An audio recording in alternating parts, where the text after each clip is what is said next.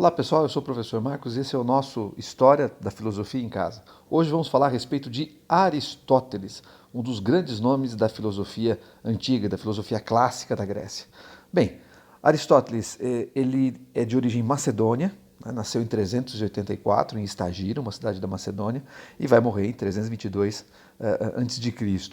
Principal discípulo de Platão, tá? Frequentou a Academia Platônica.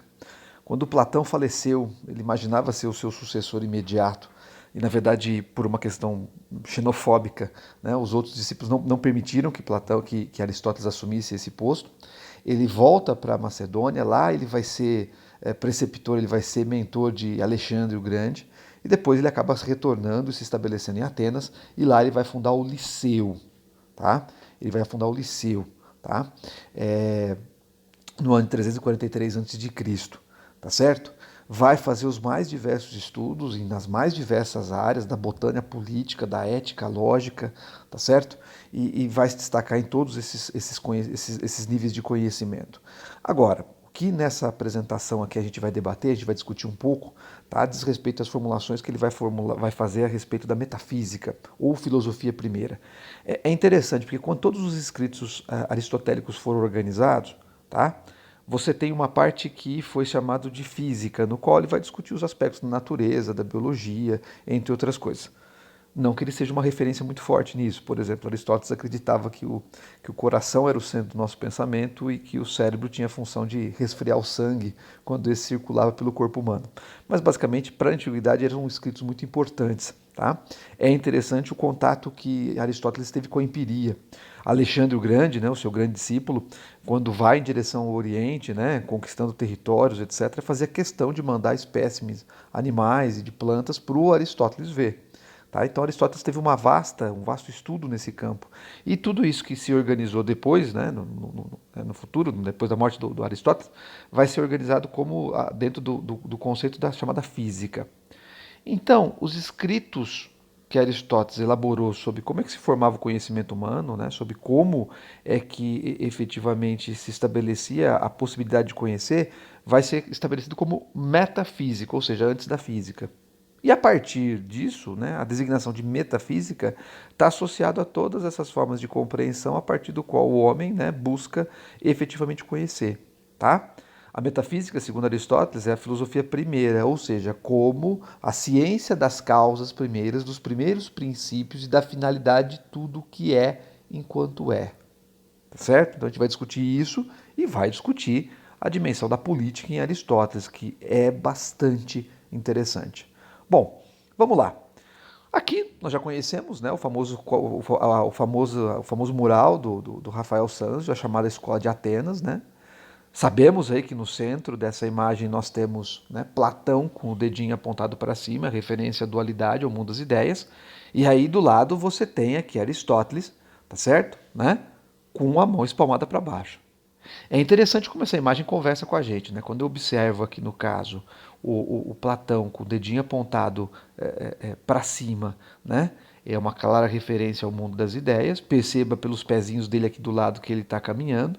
Perceba que Platão está descalço, né? Quer dizer, a ideia de um desprendimento em relação ao mundo físico, ao mundo sensível que nós estamos, justo que o mundo verdadeiro é o mundo das ideias. E aqui do lado dele, o seu discípulo, né? Aristóteles. Chama muita atenção quando a gente percebe o tipo de roupa que Aristóteles está usando, extremamente incrementada, está calçado, né? Tá certo? Está calçado, isso é uma coisa que é interessante, está segurando, tá certo, né? O livro Ética. E é interessante que Aristóteles está com a mão espalmada aqui para baixo, ó, tá com a mão aqui em cima da minha cabeça, né? Tá certo? Né? Tá com a mão espalmada para baixo.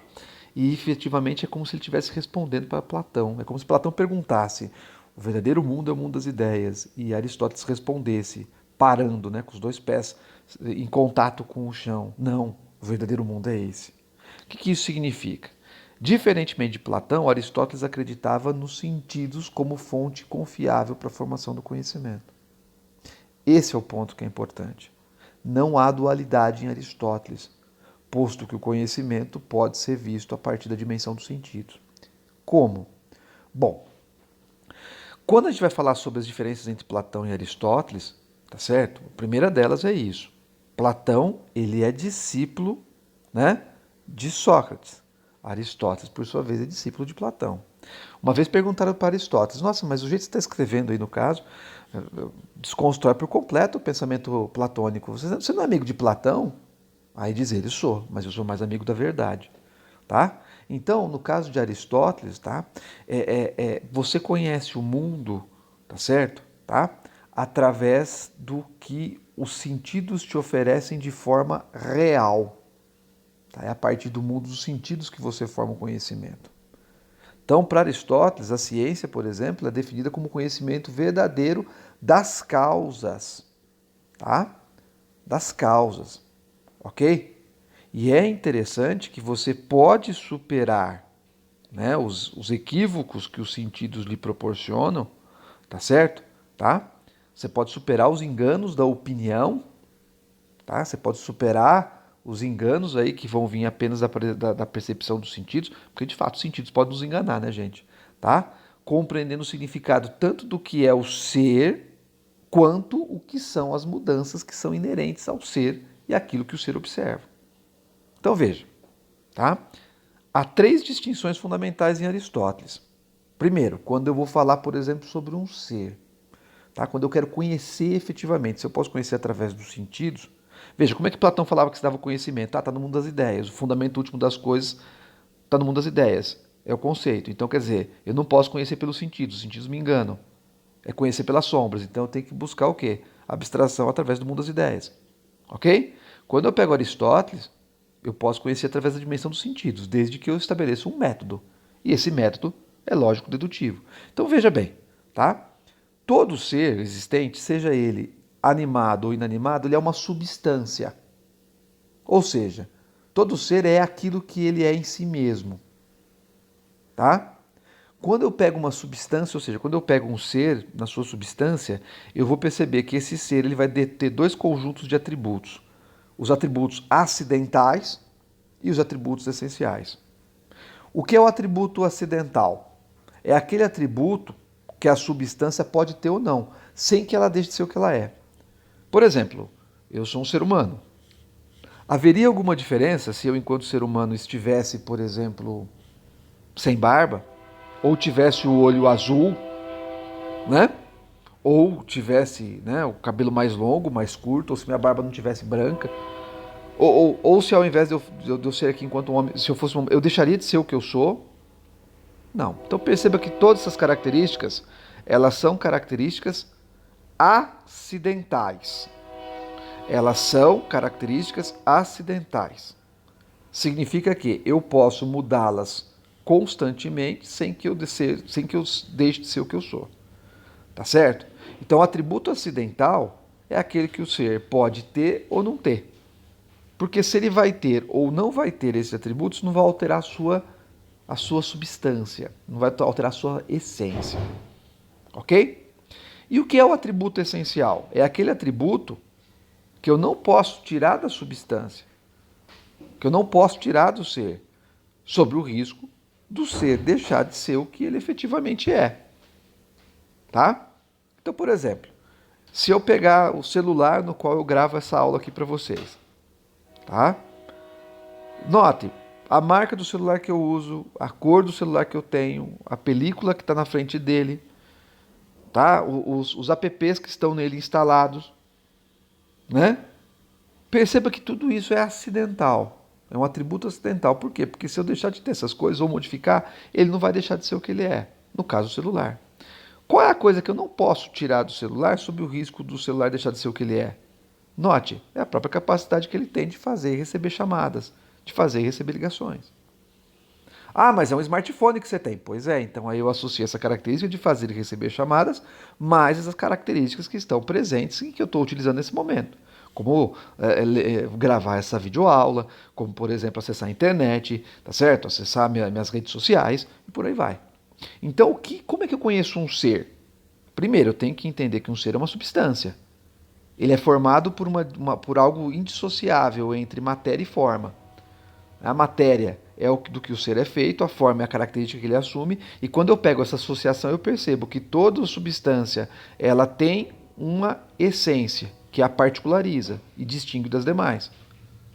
Ao mesmo tempo que essa característica é acompanhada de uma série de outras que podem ser modificadas sem que o ser deixe de ser o que ele é. O que é conhecer? Conhecer nada mais é do que tirar do ser os seus atributos acidentais, ao passo que quando chega um atributo que eu não posso mais modificar sob o risco do ser deixar de ser o que ele é, eu cheguei à sua essência, que é o que ele particulariza. Ok? Muito bem. Um outro pressuposto fundamental é a ideia da matéria e da forma, que eu acabei de discutir com vocês. O que é matéria? É o princípio indeterminado de que o mundo físico é composto. É aquilo de que é feito algo, eu, enquanto ser humano, carne e osso. Essa matéria indeterminada, né, quando nos referimos à matéria concreta, trata-se do quê? Da chamada matéria segunda. Tá? Evidentemente que a matéria primeira vai ser aquilo que especifica, que é a própria essência do ser. O que é a forma? É aquilo que faz o ser ser o que ele é. Tá? É a ideia da forma geral. O que faz com que todo animal ou vegetal seja o que são. Agora, é evidente que cada um deles tem a sua essência. Perceba que eu sou feito de carne e osso, assim como é feito de carne e osso os cavalos. Assim como é feito de carne e osso, basicamente, certo, todos os outros animais. Né? Então eu tenho a ideia de conhecer é conhecer a substância, é conhecer a essência do ser. Todo ser é ser por ter atributos essenciais que lhe particularizam, e todo ser é ser por ter atributos acidentais que podem ser modificados sem que o ser deixe de ser o que ele é. Quer conhecer o ser? Dentro de um processo lógico-dedutivo, tiro dele os atributos que são acidentais. Quando tiver um atributo que eu não posso mais tirar, sob o risco do ser deixar de ser o que ele é, eu cheguei à essência do ser. E quando eu pego a associação entre a essência e acidente, e associo, eu percebo que todo ser, enquanto substância, é matéria e é forma. Ele é feito por alguma coisa, ele assume características que são muito particulares, que lhe distinguem em relação a outra espécie, a outro ser. Ok? Percebam que quando eu vou falar sobre matéria, forma, essência e acidente, são todos processos que, num primeiro momento, eu constato pelos sentidos. Mas é minha razão lógica que me dá condições de perceber essas diferentes nuances. Ok? E aí que a coisa se torna interessante. Uma frase famosíssima de Aristóteles é aquela que ele diz: a semente é uma árvore em potência. Quando você observa um ser dotado de quando observa um ser, né, em sua substância, sua matéria, em sua forma, em seus atributos acidentais e atributos essenciais, eu percebo que todo ser ele é ser em ato, no momento em que eu o observo. E ele é ser em potência, que é a ideia de que ele pode vir se transformar. Quando eu falo que a semente é uma árvore em potência, eu estou dizendo que ao observar a semente, tá? Ao observar a semente, eu percebo que ela, enquanto, né, substância, matéria, forma, tá? Atributos acidentais, essenciais. Então perceba, eu posso pegar uma semente, né, de abóbora, posso pegar uma semente de maracujá, posso pegar uma semente, tá certo, de qualquer planta que eu possa imaginar. Cada uma delas tem características que são essenciais. Perceba que na essência da semente, eu percebo que existe a potencialidade de ela virar árvore. Um outro exemplo para tentar entender, tá? Meninas e meninos que me assistem aí no caso. Vocês já pararam para analisar que todos vocês são pais e mães em potência? O que isso significa? Significa que um dia vocês podem ter um filho, uma filha.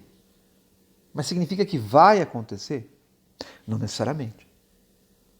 Então, a coisa interessante, quando eu falo que a semente é uma árvore em potência, eu estou falando que todo ser, quando eu observo, ele é um ser em ato. A semente é uma semente em ato, mas ela é uma árvore em potência. Significa que ela pode se transformar em árvore, não significa que vai acontecer. O que é potência? A capacidade de um ser tem de se transformar em alguma coisa. Agora, perceba que a semente pode se transformar em árvore, mas a semente não pode se transformar numa nave espacial. Né? Olha só, eu sou um pai em ato. Tenho 2 filhos. Eu sou um avô em potência. Significa que eu me tornarei avô? Por enquanto eu espero que não, né? Já basta ser tiozão, depois ter que virar avô já fica meio complicado, né?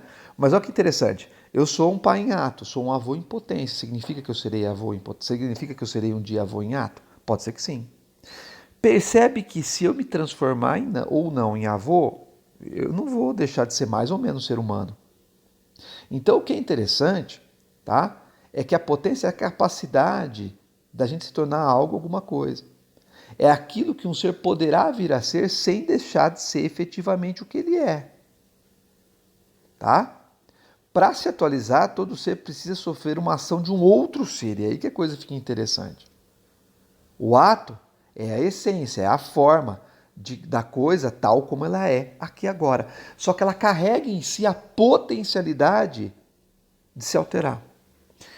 Vamos resgatar dois autores que nós já discutimos várias vezes, o Heráclito e o Parmênides? Pois é, vocês já estão percebendo, vocês são bem rápidos nesse aspecto, vocês já estão percebendo que que o Aristóteles está fazendo é conciliar Heráclito e Parmênides. Então veja, para Aristóteles, no que Heráclito está certo? Existe um movimento, existe uma transformação. No que ele erra? Não identificar que existe uma essência de um ser. Ok? Tá? Não identificar que existe uma essência de um ser. Parmênides está certo? Está, ao identificar que existe um ser. O ser é. No que ele erra? Não identificar que esse ser pode se transformar. Aliás, é uma característica intrínseca da essencialidade do ser a potencialidade de se transformar.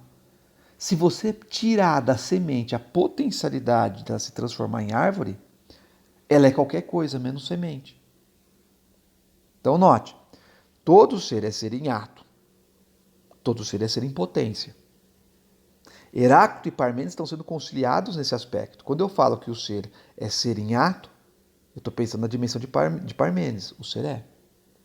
Quando eu estou dizendo que o ser carrega a característica de vir a ser, é Heráclito. Tá? Do ponto de vista de que a transformação ela acontece, de que a transformação ela é constante. Tá certo? Mas sem que o ser deixe de ser alguma coisa.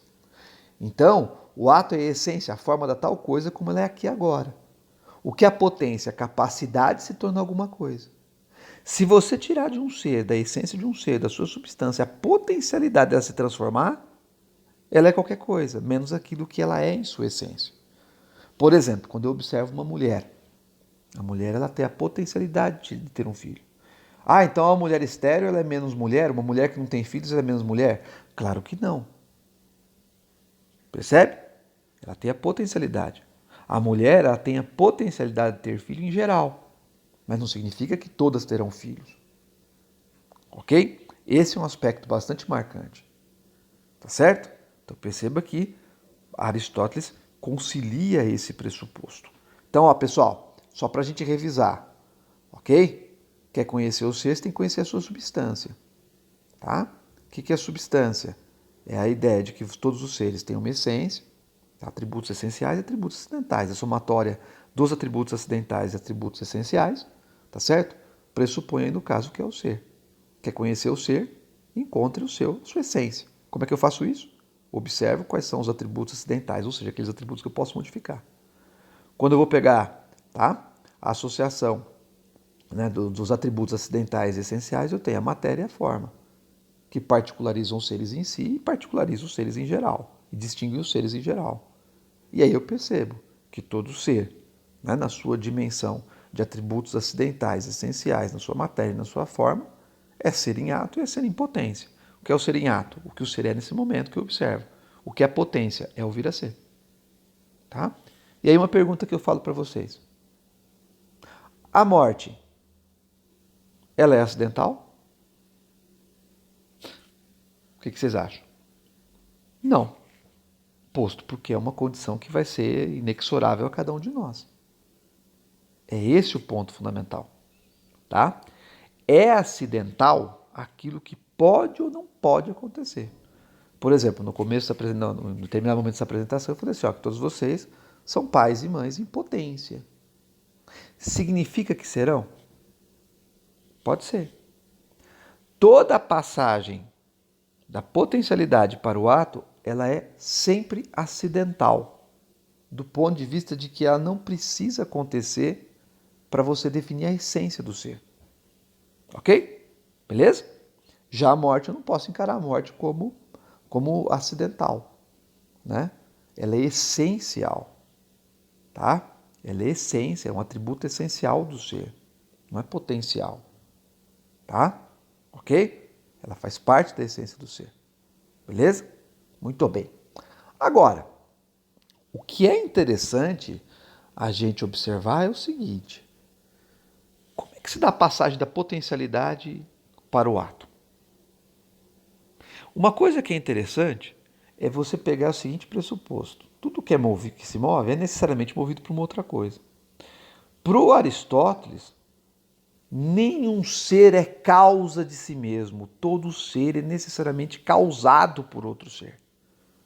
A causa é sempre externa ao ser. O ser é ser em ato? É o que ele é naquele momento. Então eu sou um ser em ato, perceba. Tá? Sou um pai em ato, tenho 2 filhos. Sou um avô em potência. Mas perceba que para eu ser avô não depende de mim. Dependeu de mim ter um filho. Para eu ter um filho, tinha, né? Evidentemente, tive que conhecer a mãe dos filhos. Isso é óbvio. Tá? É um processo que acontece. Agora, perceba que para eu me tornar avô, o que tem que acontecer? Meus filhos têm que estar com alguém. Tá? A passagem da potencialidade para o ato é sempre externa. Tá? Tudo necessariamente tem que ter uma causa. E essa causa, segundo Aristóteles, ela é material, eficiente, formal e final. Observe essa estátua aqui no caso. Discóbolo, né? Uma famosa estátua aí da Antiguidade Grega. O que é a causa material? É a causa, né, do que é feito a coisa. No caso, o mármore. O que é a causa eficiente? É aquela que dá impulso ao movimento. O escultor que fez a estátua. O que é a causa formal? É aquilo que a coisa tende a ser, que a coisa tende a ser. A forma que a estátua adquire, no caso de um atleta, o discóbolo. E o que é a causa final? É aquilo a qual a coisa é feita. A finalidade de fazer a escultura, no caso, é representar, por exemplo, a beleza, a glória da antiguidade grega. Agora, quando eu vou falar sobre essa ideia da causalidade em Aristóteles, tá? Ele vai criar um dos grandes pressupostos da história da filosofia que só vai ser refutado milênios depois por um filósofo que a gente vai ainda conhecer chamado David Hume, né? A ideia do nexo causal. As coisas só existem porque necessariamente são causadas por outras. A razão de eu estar gravando essa aula para vocês é que efetivamente estamos aí num contexto de isolamento social. Daí a gente fazer a história da filosofia em casa, tá certo? Né? Então há um nexo causal para absolutamente todas as coisas. E aí nós chegamos a um pressuposto interessante. Se todo ser só sai da potencialidade para o ato porque necessariamente ele é causado por um outro ser, isso significa que eu estou aqui porque meu pai e minha mãe me causaram. Né? Meus pais, né? Meu pai está aqui, minha mãe esteve aqui, porque também foram causados pelos meus avós. Consequentemente, meus avós também foram causados pelos meus bisavós. Então você percebe uma coisa que é uma causação só, né? Nada é sem que algo necessariamente externo ele tenha originalmente causado, mas tem um problema lógico quando você pega esse pressuposto, tá? Qual é o problema? É que se você pensar numa situação de um nexo causal, né, de que as coisas só existem porque necessariamente é causado por uma outra coisa, você cai num absurdo aí no caso, né, que é a ideia do infinito. E que para o grego não fazia muito sentido. Tá certo? E aí nós chegamos num dos pontos mais interessantes da filosofia aristotélica que vai ter um impacto tremendo na filosofia medieval no que diz respeito aí à própria justificação da dimensão de Deus. Qual é a ideia? Nenhum ser é contingente de si mesmo. O que isso significa? Significa dizer que nenhum ser se transforma por si só. Ô, professor, mas você nasceu, você cresceu, você está aí. Pois é, mas se eu não me alimentar e não tomar uma água, o que acontece? Né? Da mesma forma, eu digo assim, eu sou um avô em potência, meus filhos, tá, são pais em potência, mas se eles efetivamente não se relacionarem, não tiverem uma mulher com quem eles se relacionem, eles nunca vão ter filhos. Então nenhum ser é contingente de si mesmo. Todo ser necessita de outro ser, também contingente. Agora, qual que é o problema? Você vai cair no infinito. Então, para não cair no infinito, é necessário e lógico admitir uma primeira causa. E que primeira causa seria essa? Deus. Notem, A dimensão que Aristóteles está dando para Deus não é uma dimensão de um Deus dentro de uma perspectiva de crença, mas de necessidade. Você tem que ter um Deus ato puro, ou seja, que não é contingente, que não teve que ser contingente de nada. Tá certo? E esse Deus, como ato puro, é criador de todas as coisas. Aqui nós temos a ilustração, a criação do mundo, né, no Alto da Capela Sistina, né? Tá certo? Feito pelo sensacional Michelangelo. E aí só uma curiosidade que eu sempre gosto de discutir quando eu mostro essa imagem, é que se você observar aqui no caso Deus, né, no meio aqui, tal, né? Ele efetivamente está no meio do que parece ser a metade de um cérebro, né? Ok? Mas isso é uma outra discussão. Tá? Então Aristóteles estabelece a necessidade de Deus. Veja, necessidade, não a crença. E por que isso? Porque senão, se você estabelecer que todo ser só existe porque ele é causado por outro ser, você cai no absurdo do infinito. Deus, portanto, né, é ato puro, causador de todas as coisas. Ok? Muito bem. E aí nós entramos naquela discussão do Aristóteles, né, que vai dizer que o homem é um animal político. Nós entramos na política em Aristóteles. E aí o pensamento de Aristóteles em relação a Platão é uma diferença radical. É radical a diferença entre eles. Lembra que a visão de Platão era uma visão aristocrática, em que os homens nasciam e exerciam poder político conforme o seu estado determinante da alma? Pois é, para Aristóteles não. Para Aristóteles o homem é um animal político. Tá? Tá certo? Tá? O homem é um animal político. Tá? Enquanto Platão você tem a discussão dos reis filósofos, Aristóteles você tem a visão de que todo homem é capaz de buscar política. E atenção! A política para Aristóteles está para o coletivo, assim como a ética está para o indivíduo. Ou seja, objetiva a busca da felicidade. Olha que interessante. Tá? A política é a melhor maneira que o homem dispõe dentro de uma sociedade para alcançar a felicidade. Porque na política é a maneira com que os homens têm de se organizar, de se estruturar, como forma de buscar aquilo que vai estabelecer o bem comum. Consequentemente, a felicidade de todos. A política está para o coletivo, assim como a ética está para o indivíduo. É aquilo que garante ao indivíduo a busca da felicidade. Agora, quando Aristóteles está falando que o homem é um animal político, ele está se referindo ao sexo masculino, ao gênero masculino. A mulher, para Aristóteles, é um homem incompleto. Ok? Então é interessante nesse aspecto.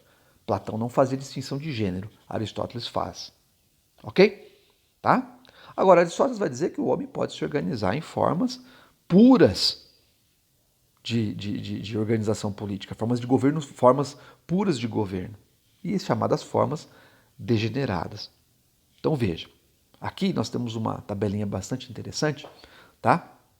Em que nós vamos ter a apresentação das chamadas formas puras de governo e das formas degeneradas ou pervertidas, segundo o Walter Schilling aqui no caso que eu cito nesse momento. Tá? Então quais são as formas puras? A monarquia, a aristocracia e a própria a politia. Tá? Ok? Há uma contextualização aqui no caso.